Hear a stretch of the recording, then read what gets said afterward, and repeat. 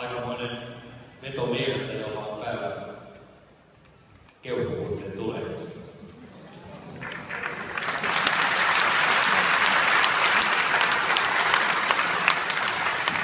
Nimittäin siinä erottuvat hyvät takanoista, koska kaikki harjoitukset olivat hänellä pelkkää yskimistä. Hänellä on kova tauti päällä ja kova lääkitys päällä, mutta kuten huomasitte, pystyy vetämään 2 hienoa palloa.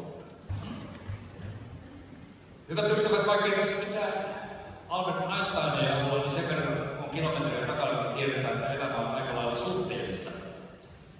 Mutta joskus on mittasuhteet hieman hämärtyvät. Meillä puhutaan aina kevyessä musiikissa tietty ylpeys äänessä, kun onko levy kulta tai platina levy verran, eli äänessä 10-20 000 kappaletta.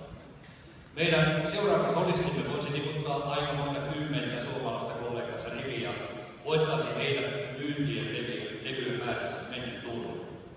Tämä Pietarissä syntynyt tähti on toiminut itäisellä taivaalla jo 25 vuotta. Hän on esiintynyt lähes kaikissa mahdollisissa venäläisissä viihdeohjelmissa ja hän on myynyt levyjä yli 3 miljoonaa kappaletta. Kuulitte aivan oikein. Dobro Prashanova, Tatjana Bulanova.